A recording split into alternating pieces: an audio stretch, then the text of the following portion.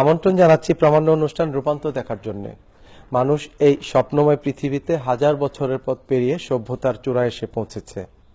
সভ্যতার শুরুতে সেই সময়ের মানুষ তাদের অতীত ইতিহাস, চলমান ঘটনা এবং আগামী পরিকল্পনার কথা পাথরের গায়ে খোদাই করে লিখে রাখত। বিজ্ঞানের কল্যাণে আজ থেকে প্রায় 2000 বছর আগে আবিষ্কৃত হয় কাগজ। তখন থেকেই শিক্ষা উপকরণ সহ বিভিন্ন কাজে কাগজের ব্যবহার শুরু হয়, যা পর্যায়ক্রমে বাড়তে বাড়তে রূপান্তরিত হয়েছে ডিজিটাল ব্যবহারে। সম্মানিত দর্শক, আজ দেখুন কাগজ এবং কাগজের ডিজিটাল ব্যবহারের উপর প্রতিবেদন। বিস্ময়কর পৃথিবী। এই পৃথিবী নামক গ্রহটিতে জলে, স্থলে, পাহাড়, জঙ্গলে বসবাস করছে হাজার রকমের প্রাণী। এর মধ্যে বুদ্ধিমান প্রাণী হচ্ছে মানুষ। মানুষ তার মেধা মনন মিশিয়ে আবিষ্কার করে চলেছে নানান রকমের প্রয়োজনীয় বস্তু।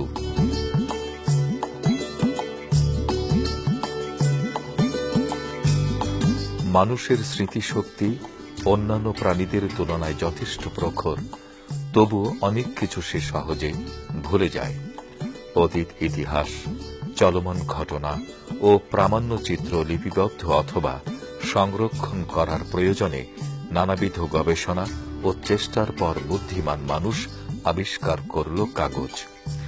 কাগজ আবিষ্কারের ফলেই মানব সভ্যতার এত পরিবর্তন হয়েছে।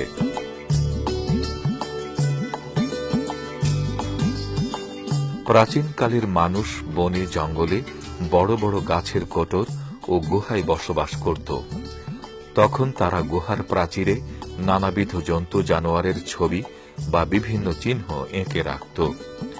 সভ্যতার ক্রমবিকাশে ধীরে ধীরে মানুষ মনের ভাব আদান প্রদান করতে ভাষার ব্যবহার শিখল। পরবর্তীতে নানা রকমের চিহ্ন ব্যবহার করে তাদের ভাব ভাষা প্রকাশ করতে লাগল।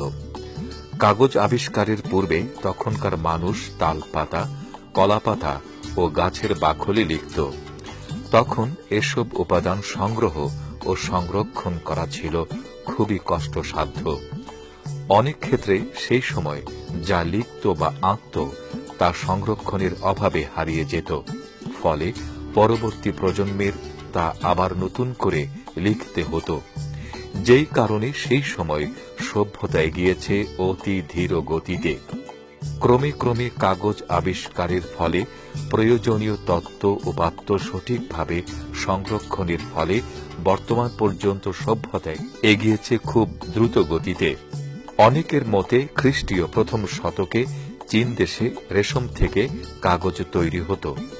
বিভিন্ন তথ্যসূত্র থেকে জানা যায় চীনা কারিগর টৎসাই লুন সম্রাট হুডি এর রাজত্বকালে সর্বপ্রথম গাছের বাকল, শন, ছেঁড়া কাপড় থেকে মণ্ড তৈরি করে 105 খ্রিস্টাব্দে কাগজ তৈরি করেন। সমস্ত পৃথিবীতে বহু বছর যাবৎ চীন দেশের কাগজ এবং তুলট কাগজের ব্যবহারের প্রচলন ছিল।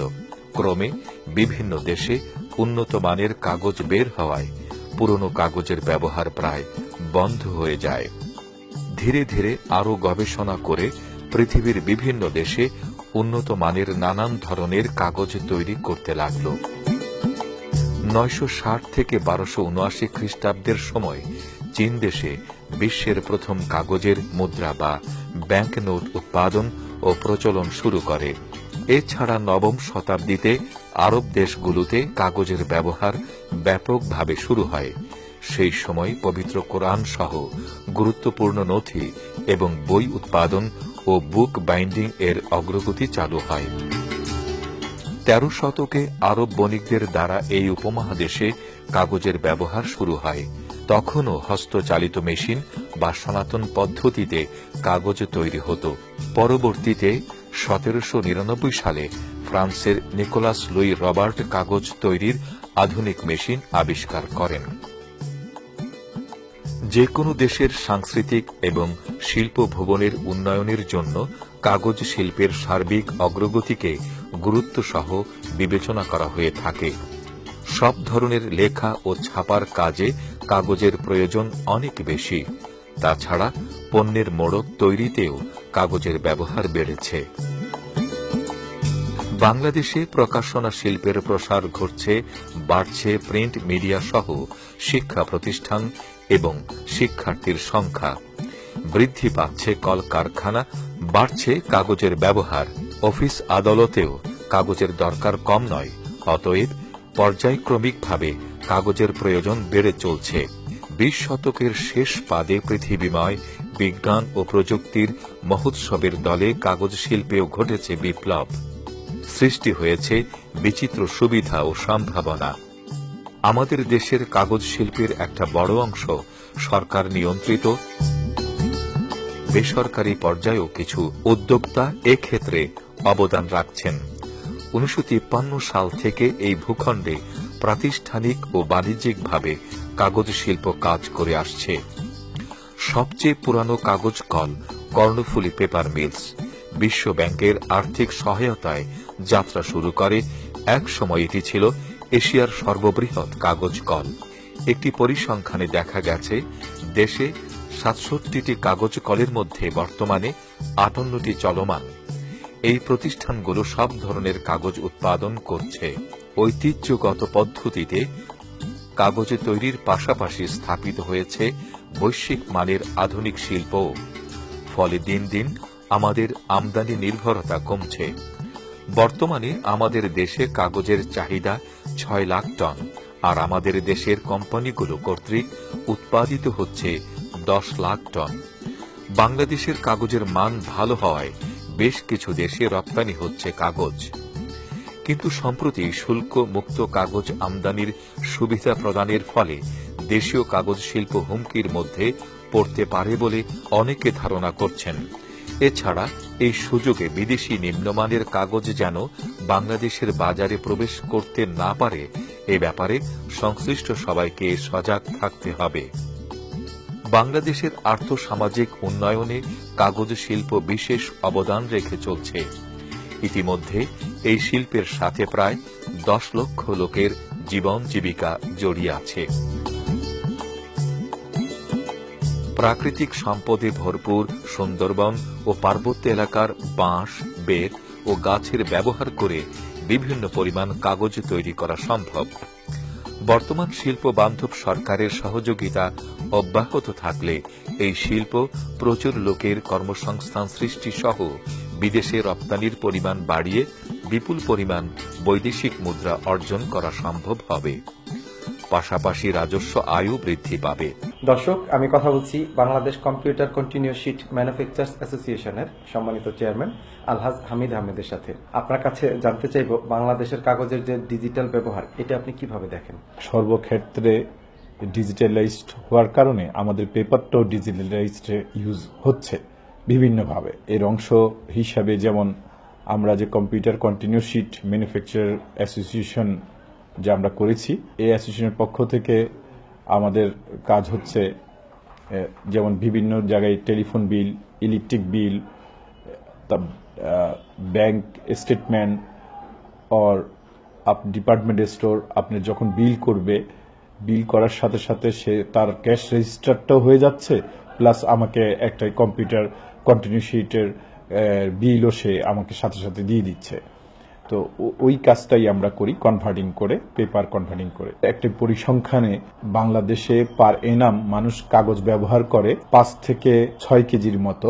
আমাদের পার্শ্ববর্তী দেশ ভারতে সেটা 20 কেজির মতো ইউজ করে এবং উন্নত দেশগুলি 200 কেজির মতো। ডিজিটাল হওয়ার কারণে কাগজের ব্যবহার কমে যাবে, অনেকের ধারণা ছিল এরকম, কিন্তু পরবর্তী দেখা গেল না, এটার ব্যবহার আরো বেড়েছে। পেপার ইউজটা মাল্টিপারপাস ইউজ হয়, পেপারে সেইভাবেই পেপারটা ইউজ করা হয়। আমাদের সবচেয়ে বড় লক্ষণীয় দিক হচ্ছে নতুন করে যে ভ্যাটের যে সিস্টেমটা চালু হতে যাচ্ছে, হয়তো আরো সময় লাগবে, কিন্তু শুরু তো হয়েছে। শুরু যতটুকু হয়েছে তা দিয়ে যেভাবে পেপারটা ইউজ হচ্ছে, তাতেই আমাদের প্রবৃদ্ধির হার প্রতি বছরই 10 থেকে 15% বাড়ছে। আমাদের আগে ছিল একটি পরীক্ষা, এখন এটাকে 3টা পরীক্ষা হওয়াতে তো ওইখানে যে পেপারটা আছে ওই মাসিক পেপার, যেটা নাকি আমাদের এই ফরম্যাটে ডিজিটালাইজড হয়েছে, আপনাকে কোন ছাত্র পরীক্ষা দিবে বা কার তার রুল নাম্বার কত সেটার ওইখানে লেখা থাকে না, জাস্ট ওই হোলগুলি পূরণ করে ওই মার্কশিট তো এবং এইটার ব্যবহারটা এত ব্যাপক বেড়েছে, যার কারণে আমাদের প্রচুর পরিমাণে এই সেক্টরে বিনিয়োগ বেড়েছে। আমি ধন্যবাদ দিতে চাই মাননীয় প্রধানমন্ত্রী জননেত্রী শেখ হাসিনাকে, যে এই ডিজিটাল বাংলাদেশের যিনি রূপকার, যে উনার এই পরিকল্পনাতে এর সুফল আমরাও পাচ্ছি এবং জনগণও পাচ্ছে। ডিপার্টমেন্ট স্টোরগুলি প্রকৃতভাবে ওইখানে যে পণ্যগুলি ক্রয় করে এবং ক্রয় করার পরে তারা বিলটা পায়। আমি একটা জিনিস পারচেস করলাম, বিলটা যদি আমার থাকে,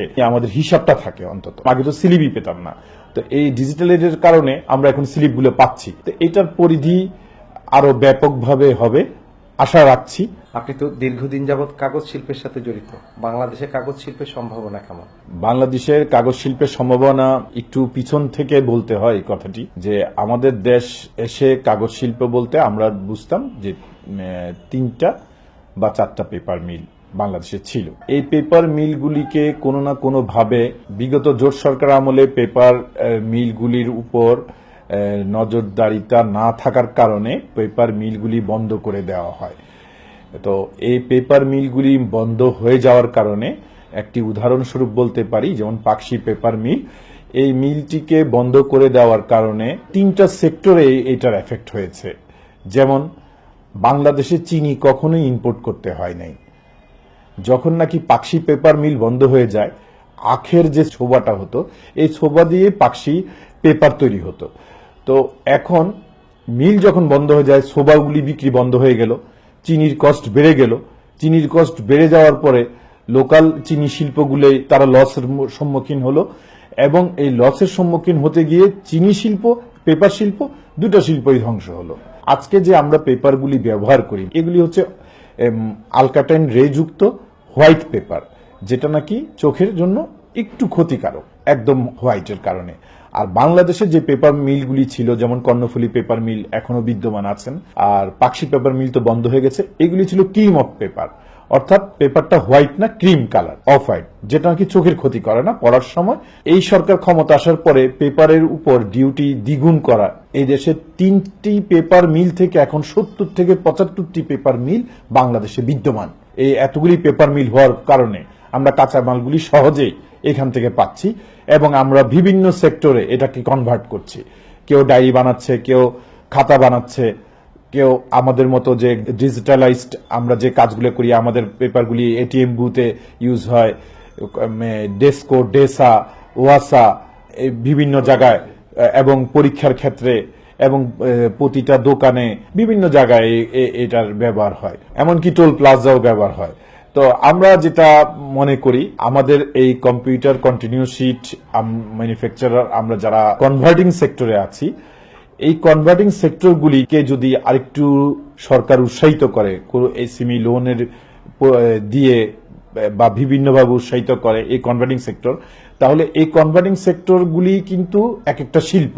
এই সরকার পরিবেশ বান্ধবের জন্য শপিং ব্যাগগুলি বন্ধ করে দিলেন প্লাস্টিকের, তখন কাগজের শপিং ব্যাগ তৈরি হলো। এটা তো পেপারের একটা আমি মনে করি ডিজিটাল ব্যবহার। আমাদের দেশের উৎপাদিত কাগজ ব্যবহৃত হচ্ছে প্রকাশনা শিল্পে, বিভিন্ন শিক্ষা প্রতিষ্ঠানে, কলকারখানা সহ অফিস আদালতে।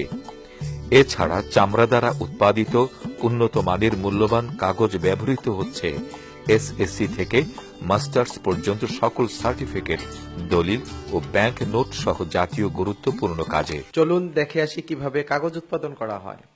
বিদেশ থেকে সফট উড পাল্প অর্থাৎ গাছের নরম ফাইবার দ্বারা তৈরি বস্তু আমদানি করে প্রথমে ভালোভাবে পরীক্ষা করে পানি দ্বারা পাল্পারে গুলিয়ে মণ্ড তৈরি করার পর রাসায়নিক দ্রব্য মিশিয়ে চৌবাচ্চা বা ট্যাঙ্ক এ জমা করা হয়।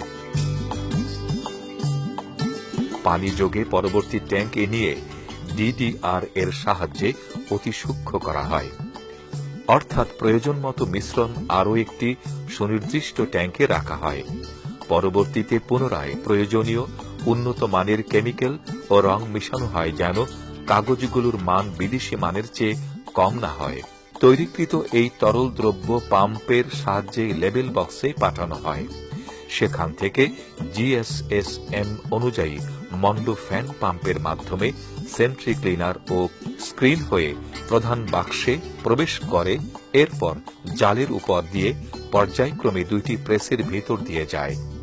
সেখান থেকে ভ্যাকুয়াম পাম্পের মাধ্যমে নির্দিষ্ট পরিমাণ পানি চুষে নেওয়া হয়।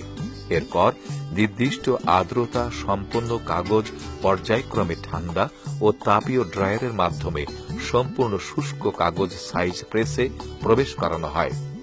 এখান থেকে কাগজের হার্ডনেস এবং মসৃণ করার জন্য পাশাপাশি উজ্জ্বলতা বৃদ্ধির জন্য নির্দিষ্ট কেমিক্যালের মাধ্যমে পর্যায়ক্রমে ঠান্ডা এবং তাপীয় ড্রায়ারের মাধ্যমে ক্যালেন্ডার প্রবেশ করানো হয়। উত্তম ক্যালেন্ডারিং হওয়ার পর পপ্রিল নামক জায়গায় কাগজের বড় বড় রোল তৈরি করা হয়। সেখান থেকে ঝুলন্ত স্কেলের সাহায্যে ওজন করে মেইন শীট কাটিং এর জন্য ইলেকট্রিক কাটার মেশিনে নেওয়া হয়। এখানে নির্দিষ্ট সাইজে কেটে টুকরা করা হয়, তারপর বাছাই, গণনা ও সমান করে প্যাকিং করা হয়। কাটিংকৃত কাগজের অবশিষ্ট অংশ পুনরায় মণ্ড তৈরি করে পূর্বের ন্যায় কাগজ তৈরি করা হয়। নির্দিষ্ট র্যাপিং পেপারের মাধ্যমে আঠা লাগিয়ে প্যাকিং করার পর নির্দিষ্ট তাপে শুকানো হয়, যাতে কার্টুনের ভিতরে আর্দ্রতা সৃষ্টি না হয়। এরপর সেখান থেকে মার্কেটে পাঠানো হয়। দর্শক, আমরা এসেছি একটি পেপার কনভার্টিং ফ্যাক্টরিতে, যেখানে সাধারণ কাগজকে কনভার্ট করে ডিজিটাল ব্যবহারের উপযোগী করা হয়। চলুন দেখে আসি কিভাবে কাগজ কনভার্ট করা হয়।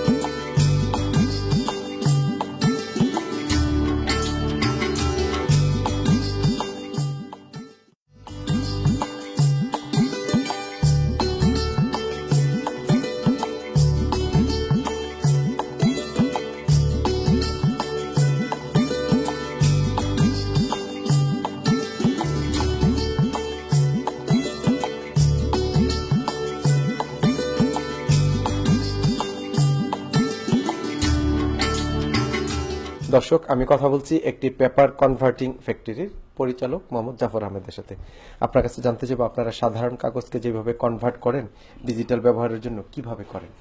আমরা পেপার মিল থেকে জাম্বো রোল নিয়ে আসি। এখানে আমাদের চাহিদা মোতাবেক সেটাকে কেটে আমাদের ডিজিটাল মেশিনে সেটাকে আমরা প্রিন্টিং এর জন্য দিয়ে দিই। একদম অটো ইয়েতে চাহিদা মোতাবেক আমাদের পাঞ্চিং, প্রিন্টিং মানে কম্পিউটার ব্যবহার উপযোগী হয়ে একবার বের হয়ে আসে। আপনারা যে কাগজ কনভার্ট করেন এগুলো আসলে গ্রাহক কারা? আমাদের মূলত শিক্ষা বোর্ড, তারপর বিদ্যুৎ উন্নয়ন বোর্ড, পানি, তিতাস, এরাই মূলত আমাদের বড় গ্রাহক। এছাড়াও বিভিন্ন ব্যাংক প্রতিষ্ঠান, আর্থিক বিমা, এরাও আমাদের মাল ব্যবহার করে। পাশাপাশি আপনার বিভিন্ন হাসপাতাল, প্রাইভেট ক্লিনিক, তারপর যেসব জায়গায় ডিজিটাল প্রিন্ট হয়, যেসব জায়গায় ডিজিটাল প্রিন্টিং হয় তারা সবাই আমাদের, যেসব জায়গায় ডিজিটাল বিল হয় সেসব জায়গায়, জি, ওরা সবাই আমাদের গ্রাহক। তো আপনারা কেমন সাড়া পাচ্ছেন? না, এটা আমরা খুব ভালো সাড়া পাচ্ছি। এখন ক্রমান্বয়ে আমাদের ওদের চাহিদা বাড়তেছে, আমাদের প্রোডাকশন অনেক বাড়তেছে। অফুরন্ত সম্ভাবনার দেশ আমাদের এই বাংলাদেশ। কাগজ আবিষ্কারের ফলে মানব সভ্যতা এগিয়েছে অনেক দূর। পরিবর্তন এসেছে সমাজের সকল ক্ষেত্রে। প্রাচীনকালে মানুষ পাথরের গায়ে, গুহায়, কাঠের মধ্যে, কাপড়ে, গাছের পাতা বা বাকলে এঁকে এবং লিখে যেভাবে সভ্যতার সূচনা করেছিল, এসবের রূপান্তরের ফলে আজকের এই কাগজ। মানব সভ্যতা, অতীত, বর্তমান ও আগামী পরিকল্পনা লিখে রাখার প্রধান উপকরণ হচ্ছে এই কাগজ, যা আবিষ্কারের ফলে সভ্যতার ইতিহাসে সূচনা হয়েছিল নতুন এক অধ্যায়ের। দর্শক, কাগজ এবং কাগজের ডিজিটাল ব্যবহারের উপর সামান্য কিছু তথ্য এই অল্প সময়ের মধ্যে আপনাদের সামনে তুলে ধরার চেষ্টা করেছি মাত্র। আগামী পর্বে জীবন ঘনিষ্ঠ আরও কিছু বিষয় উপস্থাপনের প্রত্যাশা রইল। অনুষ্ঠান সংক্রান্ত মতামত জানাতে আমাদের কাছে চিঠি লিখুন। আমাদের কাছে চিঠি লেখার ঠিকানা প্রযোজক রূপান্তর, কক্ষ নম্বর 3026, বাংলাদেশ টেলিভিশন ভবন, রামপুরা, ঢাকা। আপনারা ইচ্ছে করলে ইমেলেও আমাদেরকে আপনাদের মতামত জানাতে পারেন। আমাদের ইমেল অ্যাড্রেস হচ্ছে smsbtvrupantor@yahoo.com। আগামী রূপান্তর অনুষ্ঠানে রূপান্তরিত নতুন কিছু বিষয় দেখার আমন্ত্রণ রইল। সবাই ভালো থাকুন, সুস্থ থাকুন এবং নিরাপদে থাকুন। আল্লাহ হাফেজ।